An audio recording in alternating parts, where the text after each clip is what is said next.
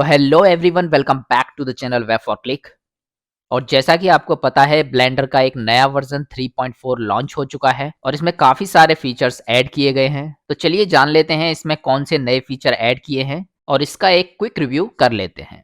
तो चलिए सबसे पहले देख लेते हैं एक नए वर्जन को इंस्टॉल करने का सही तरीका क्या है। सबसे पहले हमें गूगल में जाना है, वहाँ पे सर्च करना है ब्लेंडर।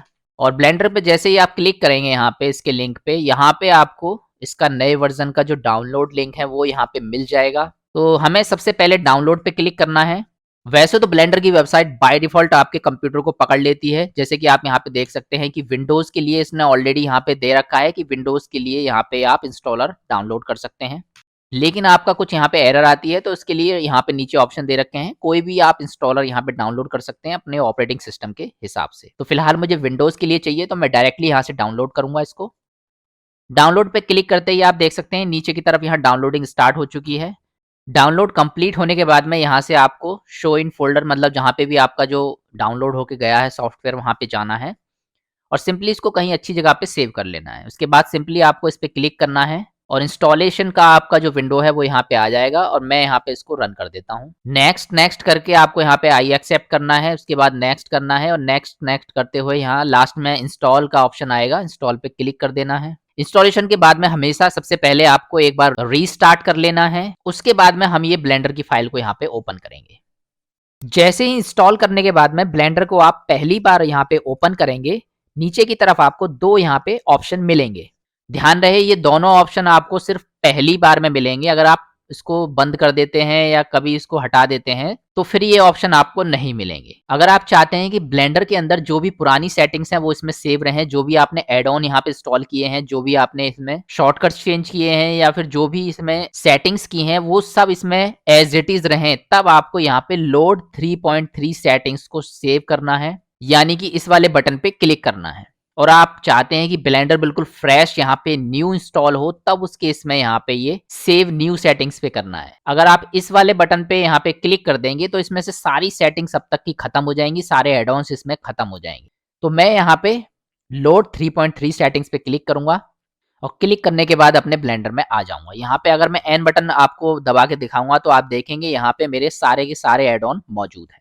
ब्लेंडर 3.4 की अच्छी बात यह है कि जो बार बार इसमें क्रैश करता था ये, उसके लिए बहुत सारी चीजें इसमें ऐड की गई हैं और 3.4 इसलिए इसमें थोड़ा सा अच्छा इसको बनाया गया है। तो ये तो था हमारा ब्लेंडर में न्यू वर्जन अपडेट करने का तरीका। आइए अब देख लेते हैं ब्लेंडर 3.4 में कौन से नए फीचर ऐड हुए हैं। ब्लेंडर की वेबसाइट में ऊपर डाउनलोड जो ऑप्शन है, इस पे आपको क्लिक करना है और यहाँ नीचे की तरफ थोड़ा सा स्क्रॉल करेंगे तो यहाँ पे आपको व्हाट्स न्यू, यानी ब्लेंडर में कौन से हमारे 3.4 में नए फीचर ऐड हुए हैं वो आपको यहाँ पे मिल जाएंगे। तो मैं यहाँ पे इस पे क्लिक करूंगा। ये फीचर आपको स्क्रॉलिंग करने पे नीचे की तरफ दिखाई दे जाएंगे। सबसे पहला हमारा अपडेट हुआ है पाथ गाइडिंग और उसके लिए हमारे पास में एक नया फीचर ऐड हुआ है पाथ गाइडिंग का। सबसे पहले मैं आपको बता दूं कि ये जो पाथ गाइडिंग वाला ऑप्शन है ये केवल उनके लिए है जो हमारा साइकिल्स में काम करते हैं और जिनका पीसी बहुत ही ज्यादा हाई फाई है। ब्लेंडर में ये ऑप्शन आपको कहाँ मिलेगा, आइए मैं आपको दिखा देता हूँ। पाथ गाइडिंग का ऑप्शन आपको मिलेगा रेंडरिंग में और यहाँ पे आपको जो रेंडर प्रॉपर्टीज है इस पे आपको क्लिक करना है। इस वाली रेंडर प्रॉपर्टी में सबसे पहले ईवी आपका सेलेक्टेड होगा, तो इसको मैं यहाँ पे जैसे ही साइकिल में कन्वर्ट करूंगा तब मेरा ये नीचे की तरफ ये ऑप्शन हाईलाइट हो जाएगा। यहाँ पे आप देख सकते हैं यहाँ पे मेरा जो सैम्पलिंग वाला ऑप्शन है इसमें पहला मेरा व्यू पोर्ट है, दूसरा मेरा रेंडर है और तीसरा जो ऑप्शन है वो मेरा अब इसमें पाथ गाइडिंग का यहाँ पे मिलेगा आपको। पुराने वर्जन में ये ऑप्शन आपको नहीं मिलेगा, केवल 3.4 में ही अपडेट किया गया है और इस पे आपको सिंपली टिक करके अपनी रेंडरिंग को करना है। अब ये क्या काम करता है इसको देख लेते हैं। आइए, ये जो हमारा पाथ गाइडिंग ऑप्शन है ये हमारा BSDF के साथ में काम करता है। जिन लोगों को नहीं पता है उनको मैं बता दूं कि BSDF जो होते हैं ये हमारा लाइटिंग और शाइनिंग के लिए ब्लेंडर में इस्तेमाल होते हैं और बहुत ही ज्यादा इनका यूज होता है। इसमें नीचे की तरफ आपको एग्जाम्पल भी मिल जाएंगे। यहाँ पे आप देख सकते हैं जो सिंपल लाइटिंग है मेरी, ये मेरी अब तक इस टाइप से यहाँ पे ब्लेंडर में आ रही थी, लेकिन जैसे ही अब ये मैं इसको पाथ गाइडिंग पे क्लिक कर दूंगा इसकी जो क्वालिटी है वो नेक्स्ट लेवल हो जाएगी और वो पानी में या जहां पे भी वो काम कर रही है वो पूरी तरीके से उसमें इफेक्ट डालेगी। इसके अलावा नीचे और भी दूसरा ऑप्शन दे रखा है डिनॉइज का।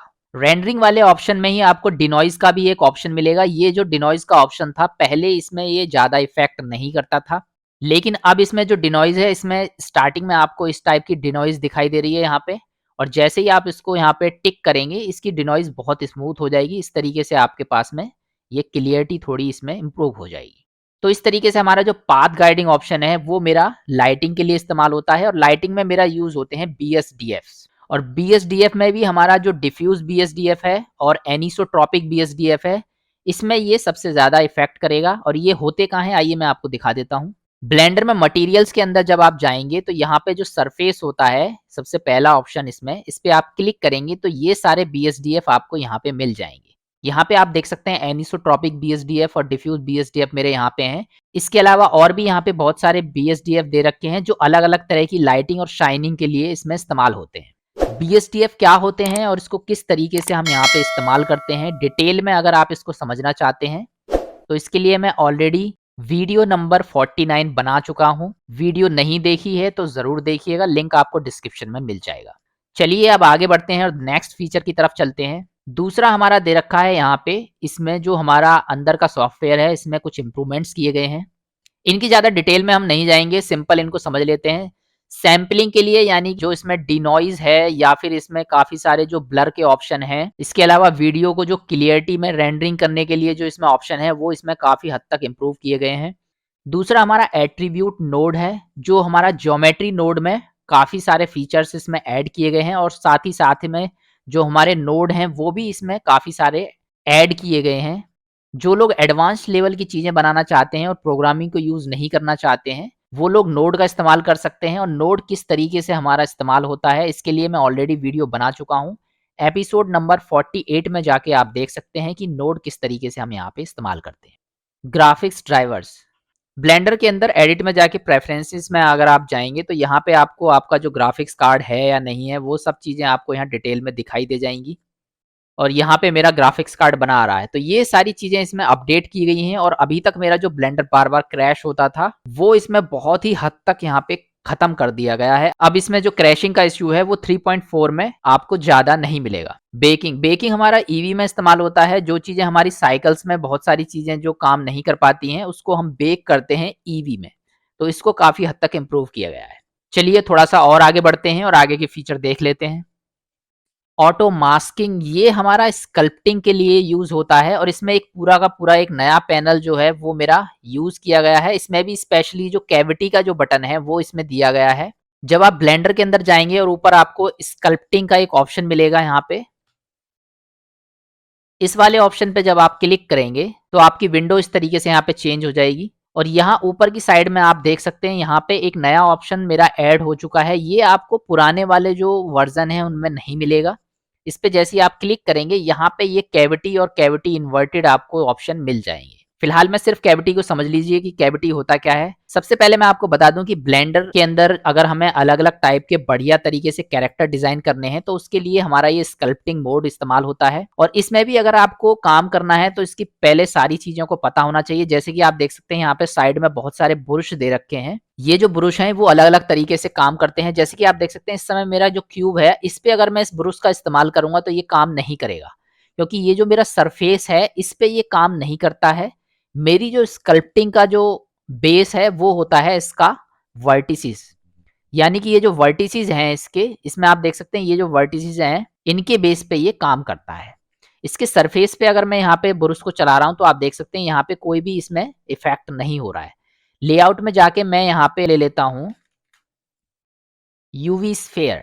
थोड़ी देर के लिए मैं इसको यहाँ से डिलीट कर देता हूँ। इसमें मेरे एडिट मोड में जाके आप देखेंगे वर्टिसेस आपको बहुत ज़्यादा मिलेंगे। और इसको और भी अगर मुझे स्मूथ काम करना है स्कल्पटिंग में तो यहाँ पे मैं सबसे पहले इसमें वर्टिसेस ऐड कर लूंगा, जितने हो सकें ज़्यादा से ज़्यादा उतने। अब मैं यहाँ पे स्कल्पटिंग मोड में आऊँगा। अब मेरा जो ब्रश है वो इस पे बड़े स्मूथली यहाँ पे काम करेगा। इस तरीके से आप देख सकते हैं, इस तरीके से मेरा जो ब्रश है वो यहाँ पे काम करेगा। साइड में ये जो ऑप्शन है ये यहाँ पे आप देख सकते हैं, ये ऑप्शन की मदद से हम इसमें चेंजेस कर सकते हैं। सबसे पहला ऑप्शन मेरा इसकी मोटाई के लिए है। आप देख सकते हैं इसके ऊपर मतलब इसके उभार अगर आप निकालना चाहते हैं तो इसके लिए मेरे ऑप्शन है। अगर मैं इसकी स्ट्रेंथ को यहाँ पे बहुत फुल कर दूंगा तो ये उतना ही मोटा इसमें से निकाल के मेरे सामने देगा। इस तरीके से अंदर की तरफ अगर आपको ले जाना है तो ये अंदर की तरफ इस तरीके से उसको अंदर की तरफ इसको कर देगा। रेडियस आपको बढ़ानी है तो रेडियस से इसका जो सर्कल है वो बढ़ जाएगा, यहाँ पे आप देख सकते हैं। और इससे ये मोटा और इसमें अंदर की तरफ को इसके जो एरिया है उसको ये बढ़ा देगा। तो इस तरीके से आप यहाँ पे स्कल्पटिंग की मदद से अलग अलग तरह के कैरेक्टर डिजाइन कर सकते हैं। लेकिन एक चीज मैं आपको बता दूं, अगर आपको स्कल्पटिंग करनी है तो यहाँ पे जो कंप्यूटर है इसमें स्कल्पटिंग ठीक से नहीं हो पाती है। स्कल्पटिंग के लिए आप यहाँ पे टैबलेट का इस्तेमाल कर सकते हैं, या फिर अगर आप कंप्यूटर में इस्तेमाल करना चाहते हैं तो इसके लिए हमारी ग्राफिक्स टैबलेट आती हैं, जिनकी मदद से हम यहाँ पे पेंसिल की मदद से बड़े आसानी से कैरेक्टर्स को डिजाइन कर सकते हैं। तो इस वजह से मैंने अभी ये स्कल्पटिंग स्टार्ट नहीं किया है, लेकिन इसकी भी एक सीरीज में लेके आऊंगा। और ग्राफिक्स डिजाइनिंग जो टैबलेट आती है हमारी, उसके मदद से आपको यहाँ पे बड़े अच्छे अच्छे कैरेक्टर बना के दिखाएंगे। और यहाँ पे आप देख सकते हैं कि ये जो मेरा कैविटी है, इसकी मदद से मैं यहाँ पे अब अलग अलग टाइप के मास्क जनरेट कर सकता हूँ। ये जो कैविटी है, इस पे अगर आप टिक करेंगे तो यहाँ पे क्रिएट मास्क का ऑप्शन यहाँ पे हाईलाइट हो जाएगा। इस कैविटी की मदद से हम किसी पर्टिकुलर एरिया को सेलेक्ट कर सकते हैं यहाँ पे, और उसको अच्छे तरीके से यहाँ पे उसमें चेंजेस कर सकते हैं। तो फिलहाल जब हम इसको काम करेंगे तब इसको और डिटेल में समझेंगे। फिलहाल चलते हैं आगे की फीचर्स की तरफ। तो इस तरीके से हमारा जो कैविटी है वो मास्क के लिए यहाँ पे ऐड किया गया है, और इसमें दो ऑप्शन मुझे मिल जाते हैं, फैक्टर और ब्लर के। एग्जाम्पल के लिए नीचे भी ऑप्शन दे रखे हैं, आप देख सकते हैं जो इसकी ब्लरनेस है वो यहाँ पे कितने हद तक खत्म कर दी गई है। इसके अलावा हमारा जो इन्वर्ट फीचर है, वो जब आप इसकी स्किन पे काम करते हैं, यहाँ पे अच्छी तरीके से इसका जो स्किन है उसको यहाँ पे आप डिटेलिंग में काम करते हैं, तब आप उसको अच्छी तरीके से यहाँ पे इस्तेमाल कर सकते हैं। यहाँ तक कि जो शाइनिंग और लाइटिंग है वो भी आपको यहाँ पे आप देख सकते हैं, यहाँ पे नॉर्मल मेरा है। अगर यहाँ पे मैं सेकंड वाले पे क्लिक करूंगा तो इसकी जो शाइनिंग है वो यहाँ पे इस हद तक रियलिटी में मैं यहाँ पे क्रिएट कर सकता हूँ कैविटी की मदद से। चलिए नेक्स्ट पे चलते हैं। नेक्स्ट आता है हमारा यूवी एडिटर। ये आपको काफी हद तक यहाँ पे काम में आने वाला है। सबसे पहले इसमें रेडियस और स्ट्रेंथ की जो फीचर हैं वो पहले इसमें ज्यादा नहीं मिलते थे हमको, लेकिन अब ये यहाँ पे ऐड कर दिए गए हैं। अभी ये होते कहाँ पे हैं, आइए मैं दिखा देता हूँ आपको। ब्लेंडर को जब आप ओपन करेंगे तो यहाँ पे आपको एक ऑप्शन मिलेगा ऊपर की तरफ, यूवी एडिटिंग। यूवी एडिटिंग पे जैसे ही आप यहाँ पे क्लिक करेंगे तो ये इस तरह का इंटरफेस आपके सामने आएगा। ये जो हमारा क्यूब है इसकी पूरी की पूरी परत हमारे सामने बिछ के आ जाएगी। ये जब हम कलर करते हैं तो उसको बहुत ही आसानी से हम यहाँ पे 2D डायमेंशन में कलर कर सकते हैं। और हमारा जो नया फीचर ऐड किया गया है वो इसके लिए किया गया है। इसको मैं अगर टिक करूंगा, यहाँ पे क्लिक करूंगा, तो यहाँ पे आप देख सकते हैं रेडियस और स्ट्रेंथ नाम के दो ऑप्शन मेरे पास में आ चुके हैं। और इसमें ये जो वर्टिसेस हैं, इनको अब मैं यहाँ पहले इनको वर्टिसेस को यहाँ से हटा नहीं सकता था, लेकिन यहाँ अब मैं इसको इस तरीके से यहाँ पे खींच के कहीं से कहीं पे भी ले जा सकता हूँ इस तरीके से। अब इसको पकड़ के जो मैं खींच रहा हूँ, इसकी अगर स्ट्रेंथ आपको यहाँ पे बढ़ाएंगे तो इसमें उतना ही ये ग्रैबिंग जो पावर है, इसके पकड़ने की जो पावर है वो उतनी तगड़ी हो जाएगी। और ये जो सर्कल है इसको अगर आप छोटा करना चाहते हैं, रेडियस की मदद से आप इसको छोटा कर सकते हैं इस तरीके से। एन बटन दबाएंगे तो इसकी और भी प्रॉपर्टीज आपके पास में आ जाएंगी। टूल्स में ये सारे ऑप्शन आपको यहाँ पे दिखाई दे जाएंगे। तो इस तरीके से हमारा जो नया फीचर है उसकी मदद से हम यहाँ पे वर्टिसेस को इस तरीके से खींच खींच के यहाँ पे एक से दूसरी जगह पे एडजस्ट कर सकते हैं जहां हमें जरूरत होती है। इसके अलावा इसमें और भी आगे की तरफ चलेंगे तो इसमें और भी कुछ फीचर ऐड किए गए हैं, जैसे कि आप देख सकते हैं ग्रिड का फीचर इसमें ऐड किया गया है। और इसको अगर आप रोटेट करना चाहते हैं और यहाँ पे आप इसकी एक्सिस के अकॉर्डिंग इसको यहाँ पे मेंटेन करना चाहते हैं तो वो ऑप्शन इसमें कुछ ऐड किए गए हैं। किस तरीके से करते हैं आइए मैं आपको दिखा देता हूँ। तो यहाँ पे सबसे पहले मैं इसके एरो को यहाँ पे सेलेक्ट कर लेता हूँ। यहाँ पे अगर मैं इनको सेलेक्ट करके राइट क्लिक लेता हूँ तो मेरे पास में ये मेन्यू इस तरह का यहाँ पे आ रहा है। इसमें यहाँ पे कोई भी मेरे पास में ऑटो रोटेट का ऑप्शन नहीं आ रहा है। तो यहाँ पे आप देख सकते हैं राइट क्लिक लेने पे ये ऑटो रोटेट का एक ऑप्शन मेरे पास में यहाँ पे हाईलाइट कर रहा है। ये देख सकते हैं अलाइन ऑटो रोटेट। लेकिन यहाँ पे अगर हम इनको सेलेक्ट करके अगर मैं यहाँ पे राइट क्लिक लेता हूँ तो कोई भी ऑटो रोटेट का ऑप्शन मेरे पास में नहीं आता है। तो ऑटो रोटेट का ऑप्शन अगर आपको चाहिए तो मैं यहाँ पे दो वर्टिसेस सेलेक्ट करूंगा और यूवी वाला जो ऑप्शन है इसमें मुझे यहाँ पे अलाइन रोटेट का ऑप्शन मिल जाएगा। कुछ ज्यादा से ऑप्शन मैं यहाँ पे सेलेक्ट करके आपको दोबारा से दिखा देता हूँ। सिंपली मुझे अलाइन रोटेट पे क्लिक करना है और यहाँ पे आप देखेंगे किस तरीके से इसने ज्योमेट्री के हिसाब से यहाँ पे रोटेट कर दिया, क्योंकि मैंने वहां पे ज्योमेट्री सेलेक्ट कर रखी थी। अगर आप इसमें एक्स वाई जेड जिस भी डायरेक्शन में आप इसको रोटेट करना चाहते हैं उस हिसाब से आप इसमें यहाँ पे इसको रोटेट कर सकते हैं बड़े आसानी से। तो इस तरीके से हमारा ये जो ऑटो रोटेट है वो ग्रिड के लिए यहाँ पे काम करता है। इसके अलावा अगर आप इनको अलाइन भी करना चाहते हैं, मान लीजिए मैं यहाँ पे इसको सेलेक्ट करता हूँ इस वाले ऑप्शन को और इसको यहाँ पे थोड़ा सा मैं मैनेज कर देता हूँ। और अब मैं अगर मैं चाहता हूँ कि ये मेरे जो दोनों ऑप्शन है, ये वाला शिफ्ट दबा के आप यहाँ पे दो अलग अलग सेलेक्ट कर सकते हैं। इनको अगर आप अलाइन करना चाहते हैं एक लाइन में तो यहाँ पे हमारे पास में अलाइनमेंट के भी ऑप्शन दे रखे हैं, अलाइन एक्स, अलाइन वाई या फिर अलाइन ऑटो। ये आप राइट क्लिक लेंगे तो भी आपको यहाँ पे मिल जाएंगे। तो मैं जैसे यहाँ पे अलाइन ऑटो करूंगा तो आप देखेंगे ये दोनों एक डायरेक्शन में आ चुके हैं। तो इस तरीके से ये हमारे नए फीचर इसमें ऐड किए गए हैं। अलाइन रोटेशन के अलावा इसमें दूसरा फीचर रैंडमाइज आइसलैंड्स भी इसमें ऐड किया गया है। सबसे पहले जिन लोगों को यूवी एडिटर के बारे में नहीं पता है उनके लिए मैं बता दूं कि मैंने ऑलरेडी इसके बारे में एक वीडियो बना रखी है, आप एपिसोड नंबर 47 में जाके देख सकते हैं। यूवी एडिटर के बाद में हमारा ब्लेंडर में जो नेक्स्ट चेंजेस किए गए हैं वो है हमारा ज्योमेट्री नोड्स के लिए। ज्योमेट्री नोड ब्लेंडर में सबसे पावरफुल टूल है। आइए अब इसमें देख लेते हैं किस तरीके से हमारे जो चेंजेस हैं वो इसमें किए गए हैं। सबसे पहला जो चेंजेस है वो है इसमें व्यूअर नोड। यहाँ पे आप देख सकते हैं एक रेड कलर का व्यूअर नोड मुझे यहाँ पे दे रखा है, ये मेरा व्यूअर नोड है, ये इसमें ऐड किया गया है। पुराने वर्जन में ये आपको नहीं मिलेगा। इसकी क्या खासियत होती है, चलिए इसको ब्लेंडर पे ही चल के देख लेते हैं। यहाँ पे आप देख सकते हैं एक क्यूब मुझे दे रखा है, क्योंकि वो हमारा ज्योमेट्री नोड का एक फंक्शन है तो एक पैनल हम ज्योमेट्री नोड के लिए बना लेते हैं। यहाँ पे इधर हमारा ये प्रीव्यू यहाँ पे देख सकते हैं इसका। तो ज्योमेट्री नोड के लिए यहाँ पे एक ऑप्शन मिलेगा आपको साइड में ज्योमेट्री नोड एडिटर का, यहाँ से आप इसको ज्योमेट्री नोड का एडिटर यहाँ पे बना सकते हैं। एन बटन से मैं इसको बंद कर देता हूँ। बाय डिफॉल्ट अगर आपको ऊपर भी चाहिए तो यहाँ पे ज्योमेट्री नोड का एक ऑप्शन आपको यहाँ भी मिल जाता है। ये सारे पैनल आपको बने बनाए इसमें मिल जाएंगे, तो आप यहाँ भी काम कर सकते हैं या फिर इस तरीके से अपना काम करने के लिए पैनल बना सकते हैं। तो ज्योमेट्री नोड को एक्टिवेट करने के लिए मैं यहाँ पे न्यू पे क्लिक करूंगा, मेरा ज्योमेट्री नोड के जो नोड हैं वो यहाँ पे एक्टिवेट हो जाएंगे। यहाँ पे आप देख सकते हैं 2 नोड स्टार्टिंग में मेरे पास आएंगे।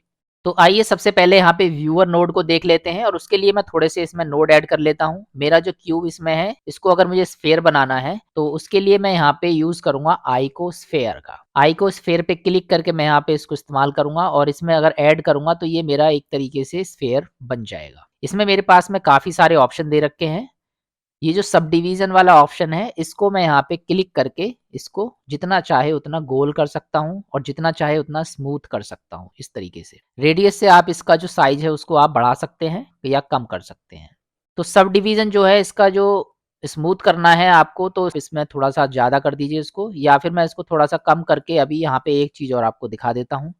यहाँ पे आपको जो फेस हैं अब वो यहाँ पे दिखाई देने लगे हैं। ये जो फेस हैं ये मुझे अगर बाहर की तरफ एक्सट्रूड करने हैं तो मैं यहाँ पे एक और यहाँ पे नोड का इस्तेमाल करूंगा। शिफ्ट ए बटन दबाऊंगा और एक्सट्रूड के नाम से एक्सट्रूड मैश का मैं यहाँ पे इस्तेमाल करूंगा। एक्सट्रूड मैश यूज करते ही मेरा ये पूरा का पूरा जो है स्फेयर इस तरीके से बाहर की तरफ फेसों को ये यहाँ पे फेंक देगा। इसको अगर आप यहाँ पे चेंज करना चाहते हैं तो इसको चेंज भी कर सकते हैं। इसको अगर कम करेंगे तो ये अंदर की तरफ सिकुड़ जाएंगे यहाँ पे इसके, और बाहर करेंगे आप यहाँ पे स्केल करके उसको तो जितना चाहे उतना आप इसमें बाहर कर सकते हैं। अभी ये मेरे सारे यहाँ पे एक सार आ रहे हैं। अगर मैं इसको रैंडमली चेंज करना चाहता हूँ, छोटा बड़ा करना चाहता हूँ, तो मैं यहाँ पे कोई भी रैंडम वैल्यू यहाँ पे अगर आपको देनी है तो इस नोड का आप इस्तेमाल कर सकते हैं। और इसको मैं जैसे यहाँ पे इससे कनेक्ट करूंगा स्केल से, आप देखेंगे यहाँ पे इसकी जो रैंडमाइज की वैल्यू है वो चेंज हो चुकी है। अब रैंडमली मेरा कोई भी कहीं भी एक्सट्रूड हो रहा है और यहाँ से मैं इसको मैनेज कर सकता हूँ। जितना आपको सही लगे उस हिसाब से आप इसको रैंडमली चेंज कर सकते हैं। इनको हम सबको डिटेल में समझेंगे ज्योमेट्री नोड की सीरीज में। फिलहाल अभी हमारा मेन टॉपिक आता है व्यूअर नोड। तो यहाँ पे मुझे एक नोड ऐड किया गया है जिसका नाम है व्यूअर नोड। ये नोड आपको पुराने वाले जो मेरे वर्जन है ब्लेंडर के उसमें नहीं मिलेगा, नए वाले वर्जन में ये आपको यहाँ पे मिल जाएगा। इस नोड की खासियत ये है कि हम जो भी यहाँ पे अभी तक जितना भी नोड बनाते थे उसका जो आउटपुट है वो मेरा इस नोड के थ्रू मेरा यहाँ पे रिफ्लेक्ट करता था। लेकिन उसमें सबसे ज़्यादा दिक्कत ये आती थी कि जब हमारा ये नोड अभी इसमें 2-3 है, जब इसमें बहुत सारे हो जाते हैं तो हमें पता नहीं लगता कौन सा नोड इस पे क्या इफ़ेक्ट डाल रहा है, क्योंकि सारे नोड आपस में मिक्स होके इस पे इफ़ेक्ट डालते हैं। तो ये जो व्यूअर नोड है इसकी मदद से हम पता लगा सकते हैं कि मेरा जो भी यहाँ पे क्यूब या जो भी मेरा यहाँ पे मैंने ले रखा है ऑब्जेक्ट जिसमें मैं ये नोड बना रहा हूँ उस पे हर कोई हमारा यहाँ पे चेक कर सकता हूँ कि ये वाला मेरा किस हिसाब से इसमें इफेक्ट करेगा, ये नोड किस हिसाब से इफेक्ट करेगा। ये सारी चीज मैं इस व्यूअर नोड की मदद से चेक कर सकता हूँ। कैसे करेंगे आइए देख लेते हैं। सबसे पहले व्यूअर नोड में आपको एक आइस यहाँ पे दिखाई देगी। जैसे ही मैं इसको यहाँ पे हटाऊंगा तो ये मेरा फाइनल आउटपुट आएगा जो मेरा इस वाले से यहाँ पे आ रहा है। अगर मैं इसको यहाँ पे टिक करके ऑन कर दूंगा तो अब मेरा ये इसका यहाँ पे जो आउटपुट है वो यहाँ पे रिफ्लेक्ट कर रहा है। और अगर मुझे चेक करना है कि कौन सा नोड यहाँ पे क्या काम कर रहा है तो मैं यहाँ पे अब व्यूअर नोड की मदद से चेक कर सकता हूँ। अगर मुझे देखना है एक्सट्रूड क्या काम करना है तो मैं यहाँ से चेक कर सकता हूँ कि एक्सट्रूड यहाँ पे क्या आउटपुट दे रहा है मेरे उस पे। और इसको मैं हटा के अगर आपको यहाँ पीछे की तरफ इसको चेक करना है आपको आइको को तो सिंपली आप यहाँ पे इसको ज्योमेट्री से कनेक्ट करेंगे तो आप देखेंगे इससे मेरा ये गोल हो रहा है। तो ये इस आपको यहाँ पे ये चेक कर सकते हैं हर एक नोड पे जाके कि वो नोड मेरे ऑब्जेक्ट पे क्या इफेक्ट डाल रहा है। अभी तक हम उसको डायरेक्टली यहाँ आउटपुट में चेक करते थे, बार-बार हमें परेशानी होती थी। अब हमें ये वाला नोड दे रखा है, इसकी मदद से हम इसको यहाँ पे चेक कर सकते हैं। साथ ही अगर आपको ये नोड यहाँ पे रखना है, इसको डिलीट नहीं करना है, तो आप यहाँ से ये जो आइज़ है, इसको हटा दीजिए। इसका जो फाइनल आउटपुट होगा वो मुझे यहाँ पे रिफ्लेक्ट कर जाएगा। तो जैसे ही मैं इसको हटाऊँगा आप देखेंगे ये मेरा फाइनल आउटपुट है। अब मुझे चेक करना है कि इस नोड का जो आउटपुट है वो क्या है, तो मैं सिंपली इसको टिक करूँगा, यहाँ से ये चेक कर लूँगा। तो इस तरीके से वीवर नोड जो है उससे आप इंडिविजुअली कहीं पे भी जाके चेक कर सकते हैं कि कौन-सा जो मेरा नोड है वो मेरे ऑब्जेक्ट पे किस तरह का इफ़ेक्ट डाल रहा है। तो ये था हमारा व्यूअर नोड, और व्यूअर नोड की मदद से बड़े आसानी से आप यहाँ पे चेक कर सकते हैं कि कौन-सा जो नोड है वो क्या इसमें इफ़ेक्ट डालेगा। आइए अब आगे बढ़ते हैं इसमें।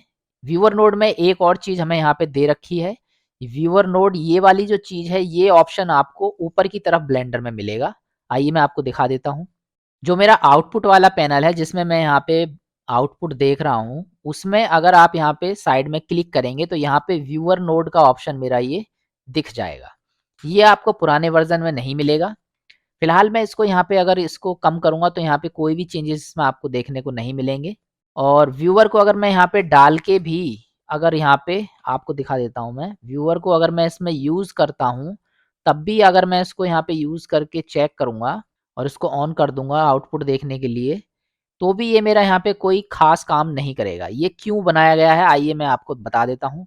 ये सारे के सारे ऑप्शन जो होते हैं वो मेरे ऑब्जेक्ट के प्रीव्यू के लिए होते हैं, और इसमें जो हमारा कलर है वो उसमें सबसे ज़्यादा मेन होता है। अब एक चीज़ का आपको विशेष ध्यान रखना है, जैसे ही हम ज्योमेट्री नोड का यहाँ पे इस्तेमाल करते हैं, हमारा जो कलर है वो यहाँ पे काम करना बंद कर देता है। आप यहाँ पे कोई भी कलर करेंगे, मटेरियल इस्तेमाल करेंगे तो वो इसमें रिफ्लेक्ट नहीं करेगा। यहाँ तक कि अगर हम यहाँ पे शेडर का इस्तेमाल करेंगे और शेडर से भी अगर हम यहाँ पे नोड से कोई कलर चेंज करने की कोशिश करेंगे तो वो भी यहाँ पे रिफ्लेक्ट नहीं करेगा। इसका रीज़न ये है कि जब हम ज्योमेट्री नोड का इस्तेमाल करते हैं तो ये जो शेडर है उसको अलग तरीके से उसके ऊपर ओवरले करते हैं। तब हमारा जो कलर है वो इसमें इसके ऊपर होके आएगा, जिसको हम डिटेल में आगे आने वाली वीडियो में आपको बताऊंगा। फिलहाल मैं आपको बता देता हूं कि ये क्या काम करता है। जब हम ज्योमेट्री नोड के साथ में यहाँ पे टेक्सचर भी इस्तेमाल करते हैं, कलर इस्तेमाल करते हैं, तो आप देख सकते हैं। तो ये सिंपली जो टेक्सचर हम इस्तेमाल कर रहे हैं उसके इफेक्ट को कम करने के लिए है। इसको अगर आप जितना इधर की साइड खींचेंगे उससे इसका जो जो आप इसमें कलर इस्तेमाल करेंगे ज्योमेट्री नोड पे, वो आप इसको कम करके देख सकते हैं। तो ये था हमारा व्यूअर नोड। इसके अलावा इसमें और भी फीचर्स ऐड किए गए हैं ज्योमेट्री नोड में, जैसे कि ये सबसे अच्छा फीचर है। इसमें मैं आपको प्ले करके दिखा देता हूँ यहाँ पे। इसमें जो हमारा जो भी हम ज्योमेट्री नोड से शेडिंग बनाते हैं उसको एज अ पेंसिल की तरह हम इस्तेमाल कर सकते हैं। यानी पूरे के पूरे नोड से जो भी आउटपुट आ रहा है उसको हम एक पेंसिल में डाल सकते हैं और उस पेंसिल को हम यहाँ पे इस्तेमाल कर सकते हैं। अगर आप इसको प्रैक्टिकली चेक करना चाहते हैं तो यहाँ नीचे की तरफ इसमें डाउनलोडिंग का ऑप्शन दे रखा है, और इस फाइल को आप डाउनलोड करके भी देख सकते हैं किस तरीके से ब्लेंडर में ये काम करेगी। सिंपली आपको इस पे क्लिक करना है यहाँ पे, और यहाँ पे ये जो फाइल है ये डाउनलोड हो जाएगी। इसको मैं आपको ओपन करके दिखा देता हूँ। तो इस तरीके से हमारा ओपन होकर ये फाइल यहाँ पे आ जाएगी, और यहाँ पे आप देख सकते हैं कि ये जो टेक्सचर है इसको मैं बड़े आसानी से जो भी मैंने ज्योमेट्री नोड से यहाँ पे बनाया है उसको अपनी एक पेंसिल में यूज़ कर सकता हूँ, और पेंसिल की मदद से मैं जो चाहूँ यहाँ पे ड्रॉ कर सकता हूँ। यानी पूरा का पूरा जितना भी मैंने ये बड़ी चीज़ यहाँ पे बनाई है, इसको मैं एक पेंसिल की मदद से कहीं पे भी ड्रॉ करके बना सकता हूँ। ए बटन से अगर मैं इसको डिलीट करूँगा यहाँ पे, तो आप देख सकते हैं जो भी चाहे मैं यहाँ पे बड़े आसानी से अपना जो भी मैंने नोड से बनाया है, उसको यहाँ पे लिख सकता हूँ, इस तरीके से। अगर मैं इसको पैनल को थोड़ा-सा बड़ा करता हूँ और इसको ऑब्जेक्ट मोड में जाऊँगा तो ये मेरा यहाँ पे इस तरीके से आएगा। इसमें 2 चीज़ें हैं मेरे पास में। एक इसके बैकग्राउंड में यहाँ पे आप देख सकते हैं इसका जो बैकग्राउंड है, ये यहाँ पे 2 ज्योमेट्री नोड यहाँ पे इस्तेमाल किए गए हैं। ये हमारा ज्योमेट्री नोड आपको मॉडिफायर में भी एक ऑप्शन मिल जाता है यहाँ पे। अगर आप चेक करेंगे तो ये ज्योमेट्री नोड यहाँ पे मॉडिफायर में मिलेगा। इसको हम डिटेल में समझेंगे ज्योमेट्री नोड को किस तरीके से हम मॉडिफायर में इस्तेमाल करते हैं और किस तरीके से नोड के साथ इस्तेमाल करते हैं। यहाँ पे पैनल आपको ऊपर की साइड में मिल जाएगा ये, और इनमें क्या अंतर है जब ज्योमेट्री नोड की सीरीज आएगी तब हम डिटेल में समझेंगे। अगर आप ये जो सिलाई है इसको क्लिक करेंगे तो यहाँ पे जो इसका मॉडिफायर है वो यहाँ पे आ जाएगा। वास्तव में यहाँ से ये जो मॉडिफायर है ये भी हमारा ज्योमेट्री नोड ही है। जो आप ये जो ज्योमेट्री नोड दिख रहे हैं ये ही है, लेकिन इसको यहाँ पे चेंज किया गया है, इसका नाम चेंज करके इसको पेंसिल में डाल दिया गया है और उस पेंसिल को हम यहाँ पे बड़े आसानी से इस्तेमाल कर सकते हैं एडिट मोड में जाके। ध्यान रहे कि जब आप ये जो आपने जो लिखा है इसमें, इसके जब आप एडिट मोड में जाएँगे तो ही आपको यहाँ पे ये पेंसिल का ऑप्शन दिखाई देगा। अगर आप पीछे वाले को सेलेक्ट करके एडिट मोड में जाएँगे तब आपको ये ड्रॉ करने वाली चीज़ नहीं मिलेगी। तो ये सब चीज़ें कैसे होती हैं, किस तरीके से हम इनको बनाते हैं, किस तरीके से काम करते हैं, धीरे-धीरे जब हम नोड की सीरीज़ में आगे बढ़ते चले जाएँगे तो सारी चीज़ें आप यहाँ पे समझ जाएँगे। इसको हम डिटेल में बाद में समझेंगे।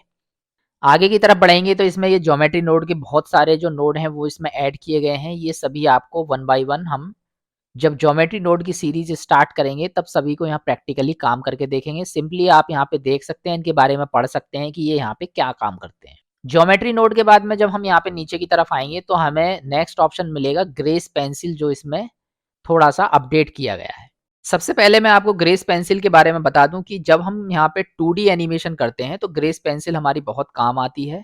और 2D एनिमेशन भी 2 तरह की होती है, एक होती है हमारी फ्रेम बेस्ड और दूसरी होती है हमारी ग्राफिक्स बेस्ड। जो हमारी फ्रेम बेस्ड एनिमेशन है उसमें हम फ्रेम बाय फ्रेम यहाँ पे अपने कैरेक्टर को या एनिमेशन को ड्रॉ करते हैं और फ्रेम बाय फ्रेम वो एनिमेशन चल के हमारे सामने आउटपुट देती है। दूसरी हमारी ग्राफिक्स बेस्ड है, इसमें क्या करते हैं हम जो वेक्टर फाइल होती हैं या फिर ग्राफिक्स की फाइल होती हैं या फिर आप इमेज भी बोल सकते हैं, बहुत सारी इमेज भी आप इसमें इस्तेमाल कर सकते हैं, उनको हम एनिमेट करके अपनी 2D एनिमेशन यहाँ पे बनाते हैं। चलिए ब्लेंडर में देख लेते हैं। ब्लेंडर को जब आप ओपन करेंगे तो यहाँ पे ऊपर की तरफ आपको 2D एनिमेशन का एक ऑप्शन मिल जाता है।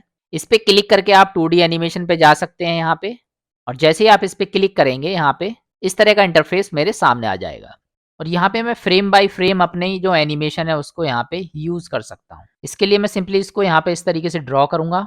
नेक्स्ट फ्रेम के लिए अपना राइट एरो बटन दबाऊँगा, 1 या 2 फ्रेम जितने बाद आप करना चाहते हैं, और जैसे ही आप इसमें दोबारा से ड्रॉ करेंगे पीछे वाला आपका ये आप देखेंगे इस तरीके से यहाँ पे अपने आप धुंधला हो जाएगा। फिर दोबारा से मैं 2 फ्रेम आगे जाऊँगा और दोबारा से मैं यहाँ पे इसको इस तरीके से ड्रॉ कर देता हूँ। फिर दोबारा से मैं आगे जाऊँगा 2 फ्रेम, फिर दोबारा से मैं इसको यहाँ पे ड्रॉ कर देता हूँ। इसी तरीके से मैं यहाँ पे आगे की तरफ एनिमेशन को बनाता चला जाऊँगा। और यहाँ पे नीचे की तरफ आप देख सकते हैं मेरे जो की फ्रेम है वो यहाँ पे सेव हो चुके हैं। इन की फ्रेम को अगर आप स्केल करना चाहते हैं, एस बटन दबा के आप इस तरीके से स्केल कर सकते हैं। अगर आप प्ले करके देखेंगे तो मेरी जो एनिमेशन है वो इस तरीके से यहाँ पे काम करेगी। और ये एनिमेशन केवल 2D में ही नहीं है, अगर आप इसको 3D में इस्तेमाल करना चाहते हैं तो 3D में भी यहाँ पे ग्रेस पेंसिल का हम इस्तेमाल कर सकते हैं। कहीं कुछ भी चीज़ यहाँ पे ड्रॉ करके उसको यूज़ कर सकते हैं। इसको मैं 1 बटन दबा के फ्रंट पे सेट कर देता हूँ। सारे फ्रेम मैंने यहाँ से डिलीट कर दिए हैं और जितना भी मेरा स्ट्रोक था इन सभी को मैं यहाँ से डिलीट कर देता हूँ। तो यहाँ पे आपने देखा जैसे ही मैंने यहाँ पे स्ट्रोक को डिलीट कर दिया, यहाँ पे पूरा मेरा वापस से यहाँ पे 3D एनवायरनमेंट आ चुका है। वापस से अगर मुझे 2D एनवायरनमेंट में और ये जो टूल्स हैं ये वापस से 2D वाले टूल्स चाहिए तो उसके लिए कंट्रोल एन बटन दबाना है और 2D एनिमेशन पे जैसे ही मैं क्लिक करूँगा इसको मैं डोंट सेव कर दूंगा और ये मेरा दोबारा से पैनल सारे खुल जाएंगे। जनरली अगर आप यहाँ पे लेआउट में जाना चाहते हैं तो लेआउट का पैनल बना सकते हैं, और लेआउट से अगर आप इसको कन्वर्ट करना चाहते हैं तो वही अपना कंट्रोल एन बटन दबाएंगे यहाँ पे और 2D एनिमेशन पे क्लिक करके आप इसको वापस से अपने 2D में ग्रेस पेंसिल के ऊपर जा सकते हैं। चलिए अपने मेन टॉपिक पे चलते हैं। ग्रेस पेंसिल में क्या इसमें अपडेट हुआ है आइए मैं आपको दिखा देता हूँ। यहाँ पे मैं आपको 3 सर्कल ड्रॉ कर देता हूँ। एक ये मेरा सर्कल हो गया जो पूरी तरीके से बंद है, एक मेरा सर्कल ये है जिसमें ये मेरा जो पॉइंट है वो आमने सामने है, और एक मेरा सर्कल ये है जिसमें ये पॉइंट जो है वो मेरे अलग अलग हैं।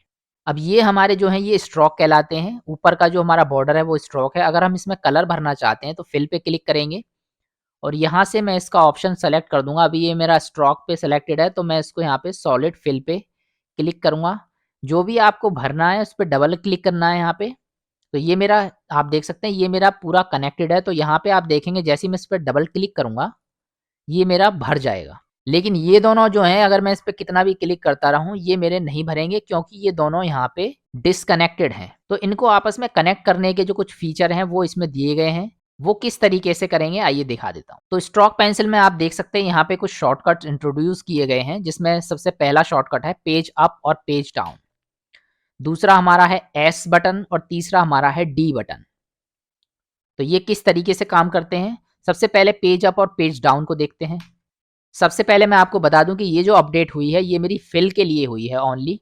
जहाँ पे भी हमें ये फिल करना होता है और ये चीज़ें हमारी जो छूट जाती हैं जिसमें हमारा ये फिल नहीं हो रहा है, इसको अगर हमें सेट करना होता है सभी फ्रेम में एक साथ, तब हम यहाँ पे अपने नए शॉर्टकट्स का इस्तेमाल करेंगे। सबसे पहला हमारा पेज अप, पेज डाउन। तो सबसे पहले आप देख सकते हैं मेरा जो कर्सर है वो रेड कलर का एक छोटा-सा पॉइंट दिखाई दे रहा है। तो सबसे पहले कहीं पे भी आप इसको क्लिक कीजिए। इस तरह की जो पेंसिल है वो आपकी यहाँ पे बन जाएगी, तब मेरे ये यहाँ पे ये काम करेंगे।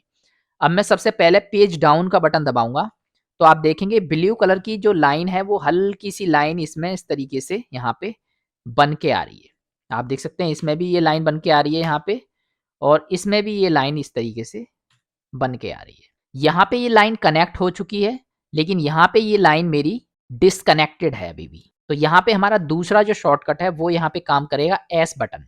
एस बटन को जैसे ही मैं क्लिक करूँगा तो जो आप देख सकते हैं जो भी लाइन मेरी डिस्कनेक्टेड थी वो ऑटोमेटिकली यहाँ पे कनेक्ट हो चुकी है।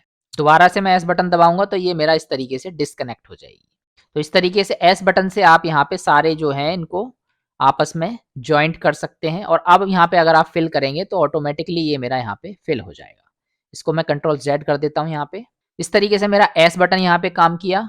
दोबारा से यहाँ पे देख लेते हैं। दोबारा मैं यहाँ पे इस बार डी बटन दबाऊँगा यहाँ पे, तो आप देखेंगे ये यहाँ पे रेड हो जाएँगे।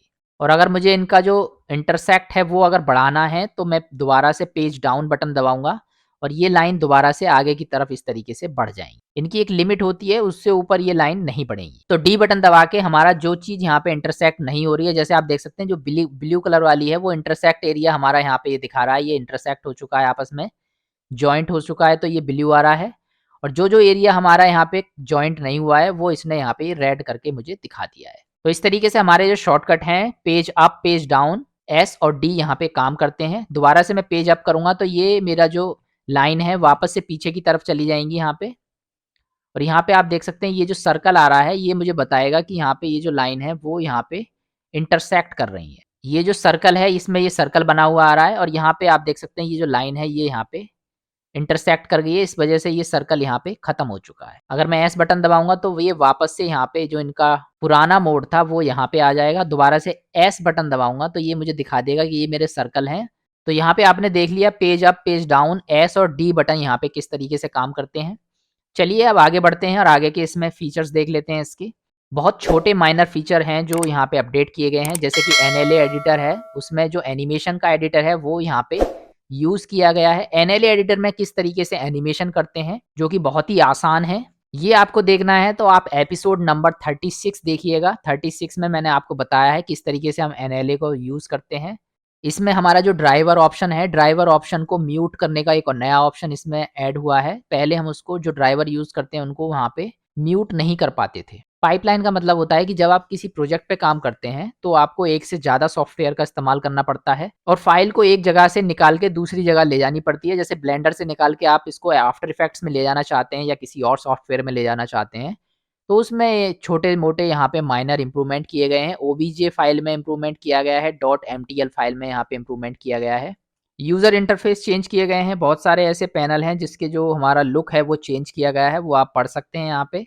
कोर जो भी हमारा इसमें प्रोसेसर काम कर रहा है उसके लिए यहाँ पे काफ़ी सारी चीज़ें जो हैं वो चेंज की गई हैं। तो ये सारी चीज़ें इतनी इम्पोर्टेंट नहीं है, एड-ऑन्स में थोड़े बहुत चेंजेस किए गए हैं उसके लुक में। ईवी में हमारा जो लाइनक्स है उसमें थोड़ा बहुत चेंज किया गया है, तो ये सारी चीज़ें इतनी इम्पोर्टेंट नहीं है। तो मेन चीज़ मैंने आज सारे अपडेट आपको यहाँ पे बता चुका हूँ किस तरीके से यहाँ पे 3.4 में नई-नई चीज़ें यहाँ पे इंट्रोड्यूस हुई हैं। होप कि ये सारी चीज़ें आपको समझ में आ गई होंगी और ब्लेंडर में आप इनको देख सकते हैं कि ये ऑप्शन कहाँ-कहाँ पे मौजूद है। तो फिलहाल हमारी यहाँ पे टेक्सचर नोड की क्लास चल रही हैं और यहाँ पे हमारे जो शेडर्स हैं उनको हम यहाँ पे नोड के थ्रू यहाँ पे जो शेडर ऑप्शन आपको मिलता है इसके थ्रू हम यहाँ पे अलग-अलग तरह के जो नोड हैं वो यहाँ पे सीख रहे हैं। मटेरियल में आपका जो यहाँ पे ऑप्शन है इसमें शेडर का जो ऑप्शन है इसमें आपको जो BSDF है जो अलग-अलग तरह की लाइट बनाने के लिए यहाँ पे यूज़ होती है। जैसा कि अभी आपने देखा आदिपुरुष मूवी आई है उसमें जो VFX है वो उसमें बहुत ही बेकार बताए जा रहे हैं। सबसे पहले जो राम का सीन है जहाँ पे राम स्टार्टिंग में आते हैं, वहाँ पे जो लाइटिंग है वो बहुत ही ज़्यादा खराब उसमें दिखाई गई है। तो वो सब हम यहाँ पे ये BSDF की मदद से ही बनाते हैं। इसके अलावा अभी अवतार मूवी आई है उसमें एक से एक बेहतरीन सीन है जो हमारा लाइटिंग वहाँ पे एक से एक बढ़िया तरीके से सेट की गई हैं। तो वो सारी चीज़ें हम यहाँ पे BSDF की मदद से ही यहाँ पे कंट्रोल करते हैं, उनको यहाँ पे BSDF की मदद से बनाते हैं। इसकी पूरी सीरीज़ चल रही है, एपिसोड नंबर 47 से मैंने स्टार्ट किया है। जो भी लोग एडवांस लेवल की चीज़ों को सीखना चाहते हैं और नोड को यहाँ पे सीखना चाहते हैं, जो हमारे नोड हैं, तो वो इस सीरीज़ को ज़रूर फॉलो करें। तो मिलते हैं नेक्स्ट एपिसोड में, तब तक के लिए good bye. If you like this video, please like, share, and subscribe.